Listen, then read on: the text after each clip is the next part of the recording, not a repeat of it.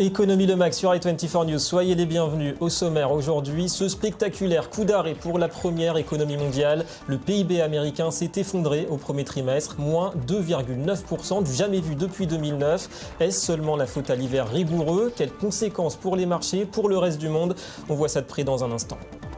Et puis des succès sur le terrain et aussi sur le front économique. Le Costa Rica sort de l'anonymat à l'occasion du mondial. C'est la sensation de la compétition. Nous découvrirons dans un instant pourquoi San José veut et peut devenir la Silicon Valley de l'Amérique latine. Voilà pour les titres, merci d'être avec nous. Avant tout cela, le point sur l'actualité éco de ces dernières heures et un passage d'abord par Washington où Barack Obama s'interroge sur l'impact éventuel de nouvelles sanctions contre la Russie. Impact sur les entreprises américaines qui pourraient subir le contre-coup d'un durcissement des relations entre Moscou et les États-Unis. Pour la Maison-Blanche, un nouveau train de sanctions sera plus efficace s'il est appliqué de concert avec les Européens qui sont les principaux partenaires commerciaux de la Russie. Dorénavant, il y a plusieurs raisons pour lesquelles nous voulons travailler en plus étroite collaboration avec nos alliés européens. D'abord, les sanctions pour isoler la Russie seront plus efficaces si les partenaires commerciaux de la Russie participent à cet effort. Cela aura plus d'impact. Ensuite, le président est conscient qu'il ne faut pas mettre les entreprises américaines dans une position concurrentielle défavorable. Et pendant ce temps, l'Argentine continue de se démener pour contourner sa condamnation par la justice américaine à rembourser plus d'1 milliard de dollars de dettes à des fonds spéculatifs. Les négociations ont débuté. Axel Kicillof, le ministre argentin de l'économie, est arrivé, vous le voyez, hier à New York. Il a prononcé un discours au siège des Nations Unies sur le processus de désendettement de son pays. L'Argentine, a-t-il rappelé, risque le défaut de paiement. Écoutez l'avis de cet expert. Tant que l'Argentine honore ses obligations, la communauté internationale souhaitera investir en Argentine. L'Argentine doit le faire afin de financer sa croissance, de financer ses investissements dans le secteur du pétrole et de l'énergie, de financer ses investissements dans les infrastructures, autant de choses dont l'Argentine doit s'occuper assez rapidement. En Europe, une journée cruciale pour le Conseil européen qui s'est ouvert à Bruxelles sur fond de divergences tenaces entre les partisans du maintien des politiques de rigueur et ceux qui prônent davantage de flexibilité au niveau budgétaire. Un duel, une fois de plus, entre l'Allemagne d'Angela Merkel et la France, avec un François Hollande qui espère cette fois le soutien de Matteo Renzi, le chef du gouvernement italien. La réunion a lieu jusqu'à demain. Un mot du marché de l'immobilier en Israël. Il y a 2 semaines, le FMI avertissait des risques d'une bulle pour le pays en raison de la forte hausse des prix ces dernières années. Eh bien, les ventes de logements ont chuté de 21% au premier trimestre. D'après le ministère des Finances, seules 26 000 transactions ont été réalisées. Et parmi les plus fortes baisses, Jérusalem, moins 27%. Et puis du high-tech, l'empire Google s'invitera bientôt aussi dans nos voitures. C'est hier à San Francisco qu'avait lieu le rassemblement annuel des développeurs du groupe américain. Et toujours plus d'ambition avec entre autres le projet Android Auto, une adaptation du système mobile de Google à l'univers du conducteur. L'écosystème Android réunit déjà 1 milliard d'utilisateurs actifs. Nous sommes très heureux d'avoir 1 milliard d'utilisateurs actifs d'Android, mais comme nous l'avons dit l'année dernière, notre objectif est d'atteindre plus de 5 milliards de personnes à travers le monde. Aujourd'hui, nous sommes heureux d'annoncer que plus de 40 partenaires ont rejoint notre projet automobile.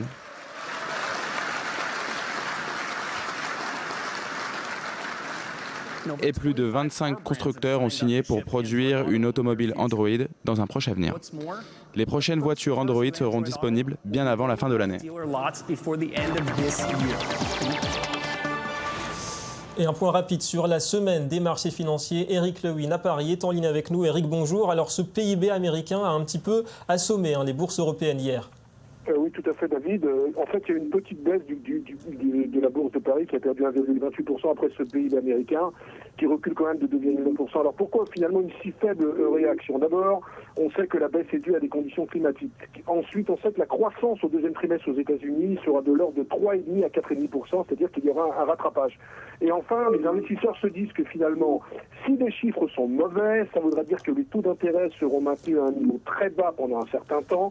Cela veut dire également que les marchés financiers seront à l'abri d'une secousse aussi bien sur les actions que sur les obligations. Et donc finalement, il faudra attendre simplement le 3e trimestre pour savoir ce que fera la Réserve fédérale américaine. Donc certes, le chiffre est très mauvais, mais finalement, c'est une bouffée d'oxygène pour des actions qui finalement s'inquiétaient d'une possible hausse des taux aux États-Unis. Elle ne sera pas en tout cas pour tout de suite. Merci Eric pour toutes ces précisions.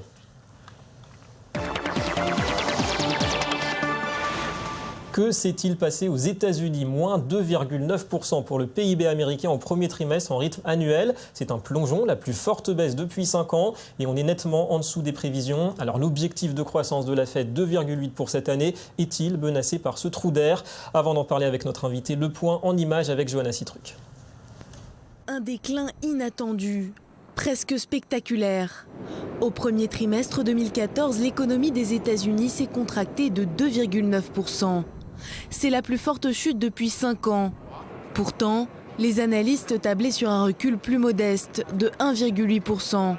En février encore, la présidente de la Réserve fédérale américaine, Janet Yellen, faisait elle aussi preuve d'un peu plus d'optimisme.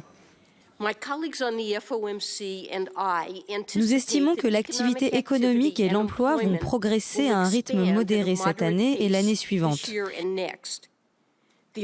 Le chômage va continuer à baisser vers un niveau soutenable à long terme et l'inflation va revenir vers les 2% dans les années à venir. Et parmi les coupables de ces mauvais chiffres, un hiver particulièrement rigoureux. Pendant plusieurs jours, le pays s'est retrouvé paralysé, impossible de travailler, impossible de consommer. Les dépenses de consommation qui pèsent pour plus des 2/3 de l'activité n'ont augmenté que de 1%, contre plus de 3% prévus précédemment. Mais les spécialistes restent confiants et misent sur un rebond du PIB au 2e trimestre, excluant une possible récession. Voilà, il faut 2 trimestres consécutifs de baisse pour parler d'une récession. Alors avec nous pour commenter ces chiffres américains, Thibaut de la Baronnière, bonjour. Bonjour David. Expert de la finance, et vous êtes notamment le cofondateur d'Opportunité Israël. Alors visiblement Wall Street ne s'affole pas, on reste encore assez optimiste pour Washington malgré tout? Tout à fait, beaucoup de bruit pour rien pour ce premier trimestre. En fait, les États-Unis ont surpris avec une 3e estimation de leur PIB pour le premier trimestre 2014 qui était bien plus mauvais que prévu, à moins 2,9%. C'est pour beaucoup la conséquence de 2 choses. L'hiver polaire qu'ont subi les États-Unis dans ce premier trimestre, avec une impossibilité pour les employés d'aller travailler pendant plusieurs jours, les livraisons qui n'arrivaient plus dans les usines, de grosses tensions sur la production, et puis de l'autre côté, l'entrée en vigueur de la loi sur l'assurance santé votée par... Alors justement, c'est ce qui explique ce décalage entre les estimations. On se souvient seulement moins 1% à la 2e estimation. Là, d'un seul coup, on tombe à quasiment 3%. Comment ça s'explique? Exactement. En fait, déjà, les analystes avaient anticipé que l'estimation de croissance pour le premier trimestre serait encore pire que moins 1%, mais ils ne s'attendaient pas à ce phénomène. Ce qui s'est passé, c'est que l'assurance santé est devenue obligatoire aux États-Unis à cause de cette nouvelle loi votée et voulue par Obama. Il y a eu une grosse incertitude sur le calcul de l'impact en termes de consommation de dépenses de santé par les consommateurs américains. Les consommateurs américains, c'est 2/3 de l'activité économique aux États-Unis, donc c'est un gros facteur. Et les estimations ont été complètement erronées au départ et ont été Alors justement, retraitées. Vous pensez que c'est pour mieux rebondir, ou peut-être au 2e, 3e trimestre? Est-ce qu'on reste sur la trajectoire de 2,1, 2,3% de croissance d'après la Fed? Alors, ce 2,1, 2,3%, c'est déjà la conséquence d'une révision à la baisse qui a lieu il y a quelques semaines déjà et qui était notamment due à cette révision à la baisse du PIB. Le FMI, lui, a revu à la baisse sa prévision de croissance pour les États-Unis à 2% pour 2014 et à 3% pour 2015. Les voyants sont au vert. Les voyants sont au vert parce que la production repart aux États-Unis. On est à un taux d'utilisation des capacités de production de 79% contre 80% pour une moyenne historique. Donc on est au bord Donc, il y a du positif. Exactement. Au niveau de la production et au niveau aussi de l'immobilier avec le rebond dans le neuf. Exactement. Ça joue aussi. Exactement, un rebond dans le neuf, mais quand on regarde avec les chiffres de 2013, on est quand même globalement en deçà systématiquement des chiffres de 2013. Donc une reprise que la Fed d'ailleurs a saluée par un début de resserrement de ces mesures, mais il va encore falloir du temps. Donc il n'y a pas de quoi craindre un crash financier immédiat. Alors justement au niveau mondial, au niveau de la conjoncture, on reste quand même dans un climat assez morose. Est-ce que ça ne risque pas finalement de rester, les États-Unis vont végéter toujours à un niveau assez bas de croissance par rapport aux objectifs, à l'idéal? Alors en fait c'est exactement ça, les États-Unis États-Unis se dénotent très largement par rapport notamment à leurs partenaires européens et même émergents. Il y a deux problèmes. L'Europe n'arrive pas à résoudre ses problèmes de déficit et de croissance, et la BCE a réagi très tardivement à tout ce qui se passait sur le plan économique. Et les importations aux États-Unis augmentent alors que les exportations baissent, et la croissance de long terme est attendue à un niveau historiquement beaucoup plus bas que précédemment, et c'est un nouveau paradigme, je pense, auquel les États-Unis doivent s'attendre. Et comment on explique que Wall Street, malgré tout, on reste à des niveaux euphoriques, à des niveaux records toujours? Ça risque pas de créer un décalage avec la réalité finalement? Alors, les investisseurs, ça fait longtemps qu'ils ne regardent plus le PIB comme le sacro-saint indicateur. La preuve hier. Exactement, où la bourse montait alors que les indicateurs du PIB étaient plus mauvais que prévu. Il faut regarder ce qui se passe du côté des entreprises. Du côté des entreprises, 70% des entreprises du S&P 500 ont déjà annoncé leurs résultats à peu près, et en moyenne, ils sont en hausse de 6%, ce qui est donc un indicateur très positif. Ouais. Et est-ce qu'on peut penser, au vu de ces résultats, que la Fed finalement va ralentir un petit peu son rythme de réduction de son soutien monétaire, les rachats d'actifs? Non. Et c'est même... alors oui, pardon, ils vont ralentir le rythme de réduction. Voilà. Ah non, alors ils vont probablement l'accélérer. Ils ont déjà diminué de 10 milliards les rachats, et ils ont annoncé que... Malgré ces chiffres, donc, vous pensez? Ils vont continuer a priori à réduire malgré ces chiffres, parce que ce premier trimestre, c'est un trimestre qu'il faut oublier. C'est, comme je disais au départ, beaucoup de bruit pour rien. C'est un très mauvais chiffre, mais il n'est pas représentatif de ce qui va se passer sur l'année 2014. Merci beaucoup Thibaut de la Baronnière pour tous ces éclairages, pour toutes ces explications.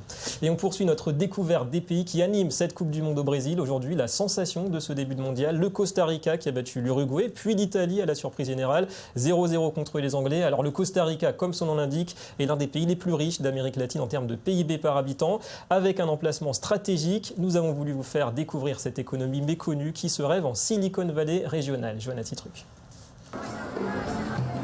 Du soleil, des couleurs, bienvenue au Costa Rica. Un pays dont on parle peu, qui pourrait pourtant devenir la Silicon Valley d'Amérique latine. Son principal atout, sa position stratégique au centre du continent, mais aussi ses politiques publiques mises en place dans les années 90, avec pour objectif d'ouvrir le Costa Rica au reste du monde.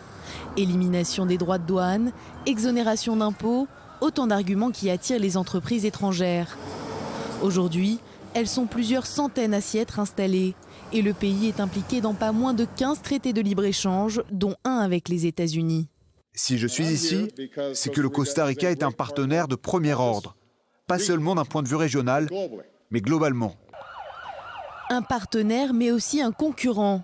Si de nombreuses entreprises américaines viennent s'installer au Costa Rica, c'est parce que la main-d'œuvre y est 30% moins chère, mais tout aussi compétente qu'aux États-Unis.